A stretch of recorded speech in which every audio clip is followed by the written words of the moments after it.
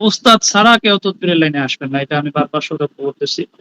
উস্তাদ ছাড়া কেউ তদবিরের লাইনে, যদিও কেউ এরকম থাকেন যে উস্তাদ নাই, কিতাব দিয়ে একটু ঘাটাঘাটি করে, মনে করেন ইউটিউব সিউটিউব দেখে, ফেসবুক টেসবুক থেকে আমল সংগ্রহ করে কিছু তদবির শিখে মোটামুটি এই লাইনে চলে আসছে। তো আমি আপনাদেরকে সতর্ক করব, আহ, যেহেতু আমার এটা একটা দায়িত্ব, ছোট দায়িত্ব, যে আপনারা এরকম যদি কেউ থাকেন, আপনারা আগেই একজন উস্তাদ ধরেন, ভালো একজন আল্লাহওয়ালা বুজুর্গ ব্যক্তিকে ধরেন, ওনার কাছ থেকে দোয়া এবং ইজাজত নিয়ে আপনি তদবিরের কাজ করেন। না হইলে, যেমন এই তদবিরের লাইনটা একটা উদাহরণ স্বরূপ বলতেছি আর কি। যেমন মা বাবা ছাড়া যেমন সন্তান অবৈধ, এরকম এই তদবিরের লাইনে কিন্তু উস্তাদ ছাড়া কিন্তু আমেল অবৈধ। সে যে কোনো সময় বিপদে পড়তে পারে, কারণ তার পিছনে কোনো প্রোটেকশন নাই।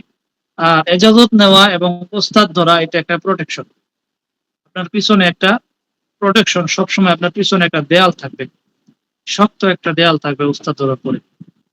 এটা আল্লাহ কুদরতি একটা একটা প্রোটেকশন থাকবে। তো এটা আপনারা সতর্ক থাকবেন। যাদের উস্তাদ আছেন আলহামদুলিল্লাহ, তবে যাদের উস্তাদ আছেন, আপনারা সব সময় উস্তাদের সাথে যোগাযোগ রাখবেন।